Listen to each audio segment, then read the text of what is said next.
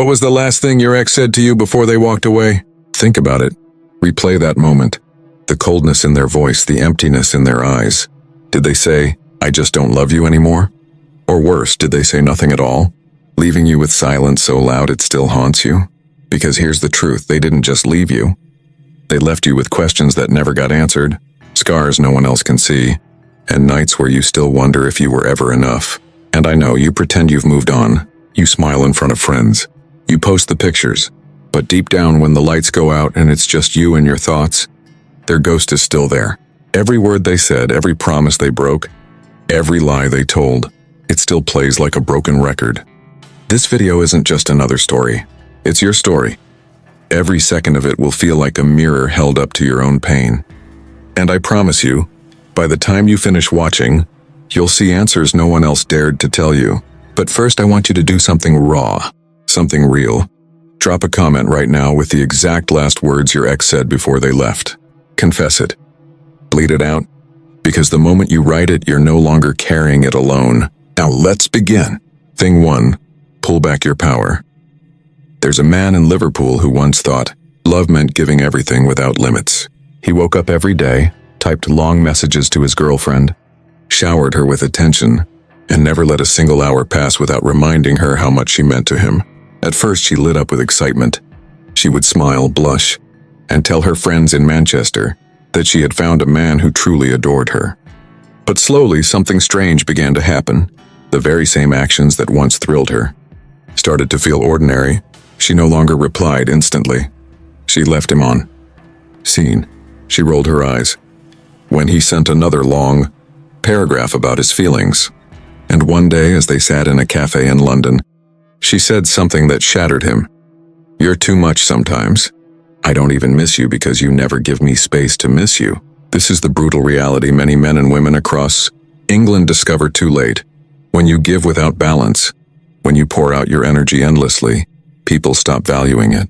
Not because they're cruel, but because human psychology works that way. Women especially are wired to value what feels scarce. What feels earned, what feels just out of reach. Think about it. In Birmingham, if there's a brand new restaurant and there are queues outside the door, people automatically assume it must be worth trying. But if the same restaurant is always empty, no one rushes in. The food might be the same, but the perception of value changes everything. Relationships work exactly like that. When you are always available, always saying yes, always proving yourself, you stop being special. You become expected. And nothing kills attraction faster than being taken for granted. That's why the first and most powerful thing you must do when someone doesn't value you anymore is this: pull back your power. But what does that mean?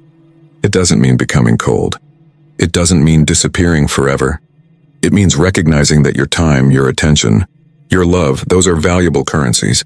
And like any currency, if you flood the market, the value crashes. Picture this. A woman in London has a boyfriend who replies instantly to every text. No mystery, no waiting, no space. She knows no matter what, he'll be there. At first, that feels secure. But eventually, her brain stops lighting up with excitement because the dopamine rush only comes when something feels unpredictable. It's the psychology of scarcity. The less of something we get, the more our brain craves it.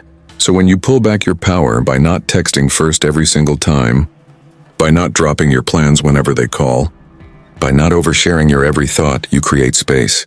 You allow the other person to feel your absence. You allow them to miss you. And in that space, something magical happens. They start chasing you again. Let me give you another story. There was a woman in Manchester who always complained that her boyfriend never made her feel excited anymore. He was too predictable, too safe, too available. So one day, after years of trying too hard, he decided to change. He stopped rearranging his life for her last-minute requests. He didn't always pick up the phone on the first ring. He focused on his gym, his friends, his own growth. And suddenly she began to wonder, why isn't he chasing me like before? Who has his attention now? That shift, the pulling back of energy, made her revalue him. Not because he became manipulative, but because he reminded her that he had a life, goals and standards outside of her. He wasn't desperate. He wasn't clinging. He was balanced. And here's something every man and woman in the English counties must understand. Women respect men who respect themselves.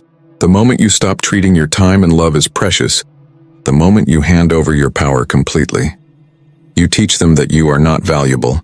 But when you pull back with quiet strength, you remind them, I am not here to be taken for granted. I am here because I choose to be, not because I need to be. That's when the dynamic changes. So, if you're sitting in a flat in London, staring at your phone waiting for a text that never comes, stop. Don't send another desperate message. If you're in a pub in Manchester, wondering why she doesn't look at you the way she used to, don't overcompensate. If you're walking by the docks in Liverpool replaying all the times you begged to be noticed, stop begging. Pull back your power, not as a game, not as revenge, but as a declaration of your own value. Because here's the truth. The moment you reclaim your power, the moment you stop handing it out freely, is the moment you become attractive again, not just to them, but to yourself. And whether they come running back or not, one thing will happen for sure: you'll stop being invisible. Because people in Birmingham, in Manchester, in London, in Liverpool, they all respect one thing above everything else: the person who knows their own worth. Thing 2, the law of absence. In Manchester, there was a man who thought that the secret to keeping a woman was constant presence. He never missed a call, never delayed a reply, and never allowed a single evening to pass without checking in. At first, his girlfriend adored the attention. She would giggle with her friends in London and say, "He's always there for me. He never lets me feel alone." But over time, something subtle changed. The same devotion that once felt comforting began to feel suffocating. His predictability turned into routine. His presence became background noise. And one night, as they argued in a flat in Liverpool, she said something that cut like a knife. "I don't even feel you anymore, even though you're always here." That is the paradox of human psychology. When someone is always around, always available, always in your face, you stop noticing them. You stop valuing them. Because absence, not presence, creates longing. Think of Birmingham on a Friday night. If your favorite bar suddenly closed for a week, you'd crave it more than ever. But if it were open 24/7 and you could walk in at any time, the excitement would fade. That's the law of absence. Scarcity fuels desire. In relationships, this law is brutal but unshakable. Women do not crave what is endlessly present. They crave what feels uncertain, what could be lost, what requires effort to hold on to. And here's the dangerous truth: if you refuse to ever step back, if you flood her with endless attention, you rob her of the chance to miss you. And if she never misses you, she will forget you. One man in London learned this the hard way. He worshipped his girlfriend. He canceled football nights with his mates, stopped going to the gym in Birmingham, even turned down work opportunities just to be there for her. But instead of rewarding his sacrifices, she grew colder. She compared him to her ex, the one who didn't always answer, the one who sometimes disappeared for days. She couldn't stop thinking about that man, not because he was better, but because his absence created space for her imagination. Absence ignites emotion. It makes a woman ask questions. Where is he? What is he doing? Who has his attention now? And those questions pull her deeper than any constant reassurance ever could. But here's where most men get it wrong. They think the law of absence means playing games, ignoring calls on purpose, vanishing without reason, or acting cold. That's not strength, that's immaturity. True absence is not about punishment. It's about balance. It's about living your own life so fully, your goals, your passions, your friendships, that she realizes your world does not revolve around her. Imagine a man in Liverpool who decides to focus on his music again. He spends evenings rehearsing with his band instead of texting nonstop. His girlfriend at first feels the shift. She wonders why his attention isn't glued to her anymore. Then curiosity creeps in. Then desire. She starts to lean in again, not because he ignored her, but because she felt the power of his absence. Or picture a man in Manchester who finally takes that promotion in Birmingham instead of staying stuck in a job he hated, just to keep his girlfriend happy. For the first time, she sees him choosing himself. She sees his ambition, his fire, his independence. And in that moment, her attraction reignites, not because of the job, but because his absence from her constant orbit made her value his presence more. This is the raw truth. Women in London, Manchester, Liverpool, or anywhere in the world are not drawn to men who suffocate them with constant presence. They are drawn to men who carry an aura of mystery, a sense of independence and the courage to be absent without fear. The law of absence forces a woman to feel what she has. It sharpens her awareness. It wakes her up. And here's the beauty of it. When you master this law, you don't have to chase. You don't have to beg. You don't have to force her attention. Your absence does the work for you. So if you're sitting in a flat in Birmingham, wondering why she doesn't value you anymore, ask yourself, have you given her the gift of absence? Or have you drowned her in presence until she forgot how to feel your weight? The answer may sting, but it's the key to flipping everything around. Because the man who understands the law of absence never gets forgotten. He becomes the man she thinks about when he's not around. He becomes the man she longs for, the man she values, the man she fights to keep close. That's the law. That's the truth. Thing 3, emotional detachment. There's a strange truth about human desire. The more emotionally detached you are, the more power you hold. And nowhere is this truth clearer than in relationships. Take a man in London as an example. He was deeply in love, and he thought the way to keep his girlfriend was to always show every emotion, every fear, every insecurity. If she didn't reply in 5 minutes, he panicked.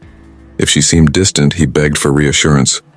He thought pouring out his emotions would bind her closer to him.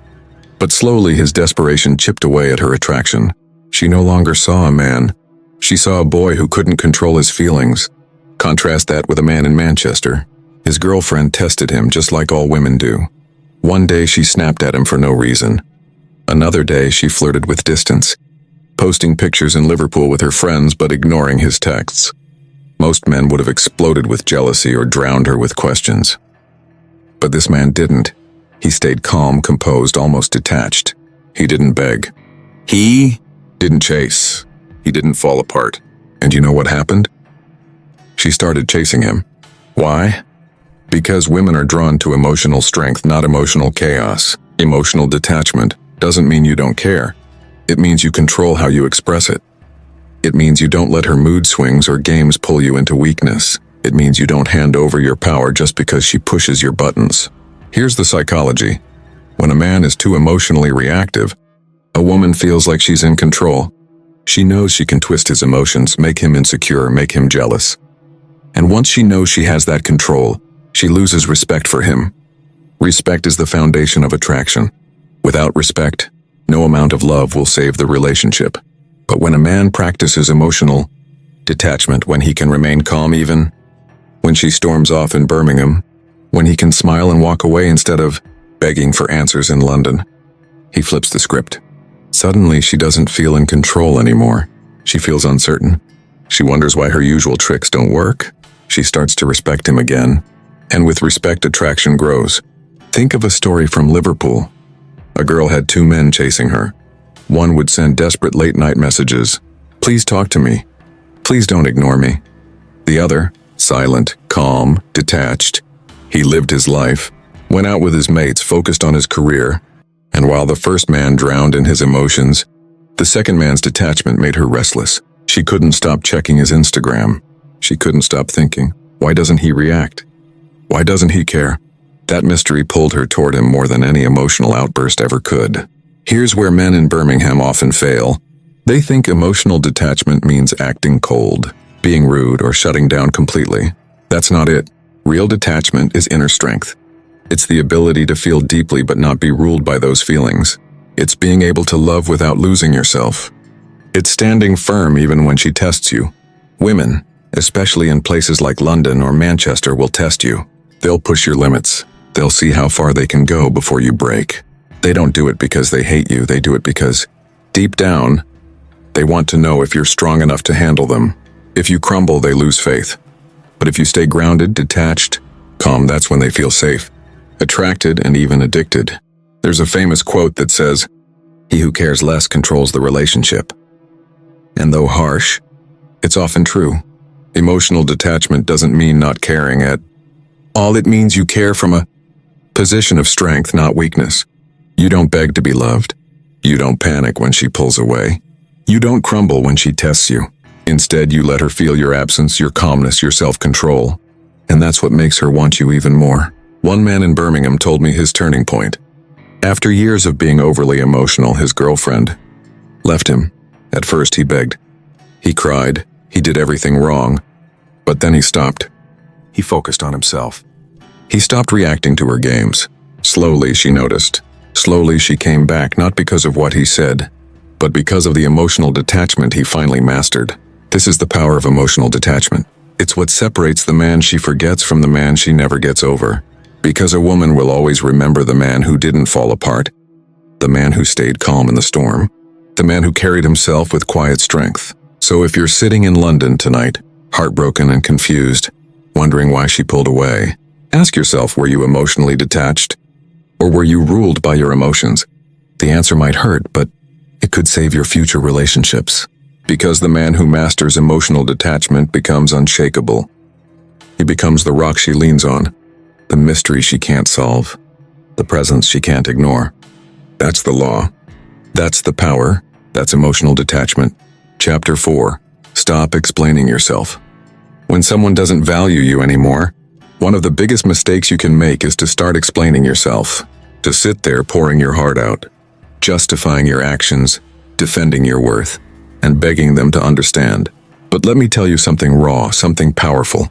The more you explain yourself to someone who has already decided, you don't matter, the smaller you look in their eyes. Think about this. Picture a man in London, sitting in a cafe in Oxford Street, watching the rain hit the window. He's staring at his phone, typing long messages to a woman who stopped caring weeks ago. He's sending paragraphs of explanations, why he acted the way he did, why he deserves another chance, why she should just see his side. He waits, no reply. His self-worth drains with every unread message. That's the trap. The moment you feel the urge to explain yourself, you're already giving away power. Because here's the truth. People who value you don't need explanations. They already see your heart. They already understand your effort. They know your worth without you needing to spell it out. But when someone has mentally checked out, when they've stopped appreciating who you are, no amount of explaining will bring them back. In fact, it does the opposite. It makes them feel like they were right to undervalue you. It makes you look like you're chasing their approval, like their opinion is the final verdict on your life. And I want you to hear this clearly. You don't need to be understood by someone who refuses to understand you. Let me give you another picture. Imagine a girl in Manchester. She's been dating a guy who used to adore her, but now he barely looks at her messages. She feels that shift, that coldness, so she starts explaining why she's busy, why she didn't reply instantly, why she deserves his attention. She explains and explains until one night she realizes something brutal. The more she justifies herself, the more invisible she becomes. Because when someone values you, they don't make you explain your existence. They simply appreciate it. This is why I tell you, stop explaining yourself. Stop sending long essays of emotions. Stop rehearsing speeches in your head about why they should treat you better. The right people never need convincing. The wrong people will never care enough, no matter how perfectly you explain. There's a quiet strength in silence. When you refuse to explain yourself, you're sending a powerful message. My worth is not up for debate. You're saying I don't need you to agree with me to validate me. You're showing them that you'd rather walk away with dignity than stay on, your knees begging for clarity. And let me remind you of this. Women, especially in English counties like London, Birmingham, or Liverpool, respect men who don't over-explain, men who carry themselves with quiet certainty, men who let their actions speak louder than their defenses. The same goes for women. Men respect women who know their value, who don't shrink themselves into explanations just to be tolerated. When you stop explaining yourself, something incredible happens. The other person feels that shift. Suddenly they realize you're not dependent on their approval anymore. You're not desperate to be heard. You've chosen yourself over them. And that silence, it shakes them more than any explanation ever could. I want you to think back. What was the last thing you explained to someone who didn't care? Maybe it was why you couldn't meet up. Maybe it was why you were upset. Maybe it was why you deserved better. Did it change anything? Or did it just leave you drained, wishing you had kept your words to yourself? Here's a truth that might sting. Explanations don't create respect. Boundaries do. The moment you stop explaining yourself, you stop giving them power over your story. You reclaim the narrative. You decide that your life isn't a courtroom, and you're not the defendant on trial. So next time you feel that urge, pause, breathe, and instead of typing a paragraph, Type nothing. Instead of defending yourself, walk away. Instead of justifying, hold your silence and watch what happens. They will either step back into your life with respect, or they will stay gone. Either way, you win, because the people who truly value you will never need you to explain why. You're worth it. They'll just know. Chapter 5. Rebuild your life without them. When someone doesn't value you anymore, the ultimate power move is this: rebuild your life without them. Not with anger, not with bitterness, but with quiet determination and unstoppable focus, because nothing speaks louder than a life lived fully, boldly and beautifully without the person who once thought you couldn't stand without them. Let me take you into a picture. Imagine a man in London. He's just been left by the woman he thought was the one. For weeks, he's been replaying her words. In his head, I don't feel the same anymore. He remembers the coldness in her voice, the way she didn't even flinch when she walked away. For days, maybe even months, he drowns in the silence she left behind. But one morning something shifts. He wakes up, looks in the mirror, and says to himself, enough. That's the day his life begins again. Because here's the raw truth. The best revenge, the strongest answer is not begging, not proving, not chasing. It's rising. It's rebuilding your life so fiercely that the person who underestimated you no longer even recognizes who you've become. Think about it. Women in cities like Manchester or Liverpool, when they walk away from a man they think won't ever get back up, they expect him to collapse. They expect him to stay stuck, waiting for them, crying into the night. But imagine their shock when they see him months later, healthy, confident, smiling with friends, building his career, living his purpose. That's not just moving on, that's transformation. That's evolution. And let's flip it. Picture a girl in Birmingham. She gave her everything to a man who never truly saw her value. When he left, she felt like her whole world shattered. But instead of chasing, instead of explaining, she chose to rebuild. She went back to the gym. She started traveling with friends, weekend trips to Edinburgh, nights out in London, laughing harder than she had in years. She threw herself into her studies, her business, her passions. Slowly, she realized something powerful. He wasn't the end of her story. He was just a chapter. That's the beauty of rebuilding your life. You don't do it for them, you do it for yourself. You start eating better, not to look good for them, but to feel alive again. You start learning new skills, not to prove anything, but to expand who you are. You start meeting new people, not to replace them, but to remind yourself that the world is filled with opportunities, friendships, and connections that go far beyond one person's opinion of you. And here's where it gets real. When you rebuild, people notice. They see the glow, the confidence, the fire in your eyes. Even the one who undervalued you will notice. Maybe they'll regret it, maybe they won't. But the truth is, it won't even matter, because you'll be too busy living. Too busy thriving, too busy enjoying the freedom of a life that's yours again. I want you to remember this. Your life is not defined by who walked away. Your life is defined by what you build after. The man in London, the girl in Birmingham, the boy in Liverpool, the woman in Oxford, they all have one thing in common: the power to rebuild. And when they do, they discover a truth so many people never realize. Sometimes losing someone is exactly what you needed to find yourself. So how do you rebuild? Start small. Start with mornings. Get up, make your bed, drink water, move your body. Then expand. Plan your week, set goals, pick up a hobby you abandoned. Maybe it's guitar. Maybe it's painting. Maybe it's learning something new, like coding, photography, or public speaking. These small steps stack, and suddenly you realize your life isn't empty without them, it's overflowing with possibility. And let me tell you this, when you rebuild your life, you don't just heal yourself, you inspire others. Friends who saw you broken will now see you rising. Strangers will look at you and feel your energy. Even your future partner, the one who will truly value you, will only find you because you chose to rebuild instead of collapse. That's the secret. That's the move that changes everything. Don't give them the satisfaction of watching you crumble. Don't waste your time explaining, chasing, or proving. Instead, rebuild, piece by piece, day by day, until one morning, you look in the mirror and realize you're not the same person they left behind. You're stronger, you're freer, you're untouchable. And that's when you finally understand their rejection wasn't the end. It was the beginning. Conclusion. So let's recap. When someone doesn't value you anymore, 1. Pull back your power. 2. Use the law of absence. 3. Hold silent self-respect. 4. Glow up with revenge energy. 5. Embrace stoic detachment. Do these and watch what happens. Some people will come running back, desperate, for the value they once ignored. Others will fade away forever.